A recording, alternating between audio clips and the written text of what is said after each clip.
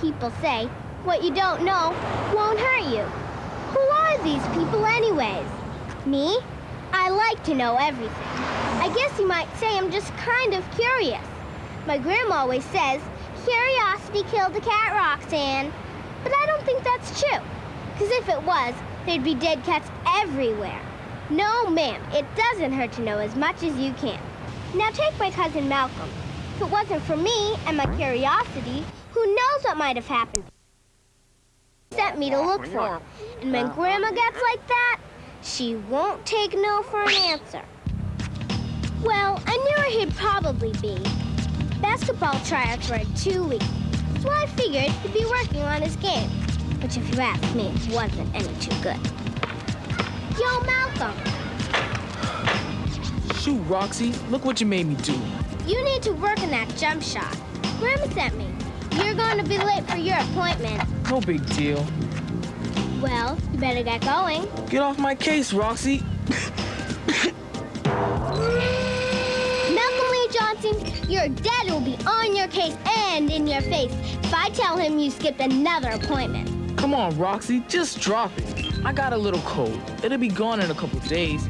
You know Grandma. She treats me like a little baby. Because you act like one. Are you afraid you'll have to get a shot? I am not afraid. I just got better things to do. Come on, Malcolm. Grandma made me promise, and I'm not leaving without you. Roxy, I swear, you could be a real pain in the you-know-what. All the way to the health center, he kept telling me, it's no big deal, just the cold. But I could tell, the way he was acting, something wasn't right.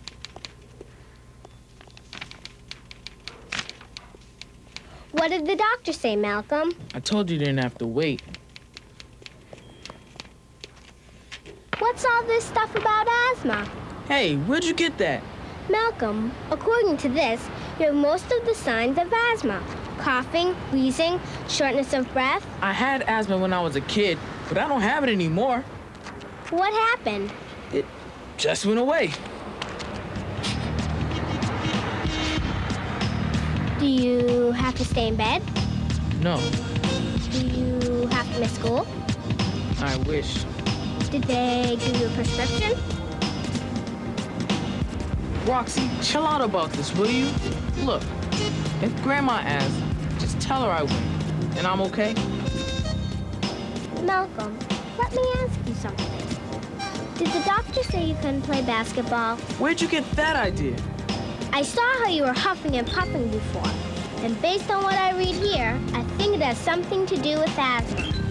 Did you ever? Roxy, chill with that. I'm in training. I stopped smoking months ago. It's not just your smoking. If there's smoke in the air, it doesn't matter whose it is. Could be a trigger. Yeah, I hear you. Maybe this will help my mom to stop. But how are we gonna get rid of all these others?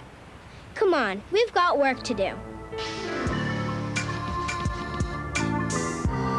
Well, Malcolm and I took care of business. We found lots of things on the list that could be Malcolm's triggers. We cleaned up most of them or got rid of them.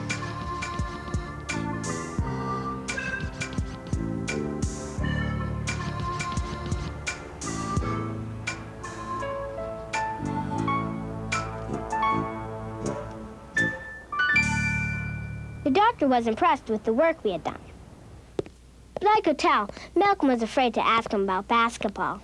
So I tried to get his attention. Finally, I just yelled it out. What about basketball, doctor? Can he play?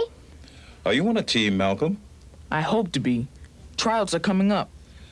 Tell me, are you having trouble breathing when you run? Well, a little. Malcolm! More than a little. Okay, I get the picture. So, are you going to let me play? Well, that depends. Just because you have asthma doesn't mean you can't do the things other kids do. You know, there are a lot of famous athletes who have asthma. They've learned how to keep it under control. So, what do I have to do, Doc? Well, for one thing, we have to make your airways stronger, kind of like putting your airways and lungs into training. Think of it this way. We are a team, and I'm the coach. We'll work on a game plan together. Like what? First, you'll have to be on the lookout to see if you've identified all your possible triggers. Exercise may not be the only thing that triggers your asthma. You've already checked off cigarette smoke, pets, and dust. Any or all of these could be causing you problems, and there might be others. Will I have to take medicine? Taking medicine will be part of the game plan every day. And there are times you might have to take other medications, too. We'll figure out what works best for you. The doctor explained there are basically two types of medicines, bronchodilators and anti-inflammatories. Bronchodilators relax the muscles surrounding the airways, keeps them open. Anti-inflammatories are just what they sound like. They cut down on swelling inside the airways. Bronchodilators and anti-inflammatories can be pills or liquid, or they can come in one of those little inhalers, like the one Doc gave Malcolm. Even though Malcolm said he knew how to use it, the doc wanted to be sure he was using it the right way. He called it a meter-dose inhaler, and he said some people called them puffers. First, you have to shake it up real good. Then you hold it straight up and in front of your mouth. Tilt your head back and breathe out. Press down to release the medicine. Then breathe in slowly. You have to hold your breath for about 10 seconds, so the medicine will stay in your lungs. Then you breathe out. The doctor showed us a thing called a spacer in case you have trouble taking the medicine. It's kind of like a tube. You put one end in your mouth and spray the medicine in the other end. The important thing to remember, Malcolm, is that you have to stick to a daily asthma plan every day, no matter what. You take your medicine when you're supposed to, and you take the right amount. If this plan is going to work, then the level of medication in your system must be kept up, even when you're not having attacks or feeling bad. How will I know if it's working? Good question. There's a way you can keep track, kind of like keeping score. This is called a peak flow meter. It measures how well you're breathing. You breathe out as hard as you can. The higher the number you get, the better you're doing. When your air passages are in good shape, you can hit that number or close to it. And you know you're doing okay.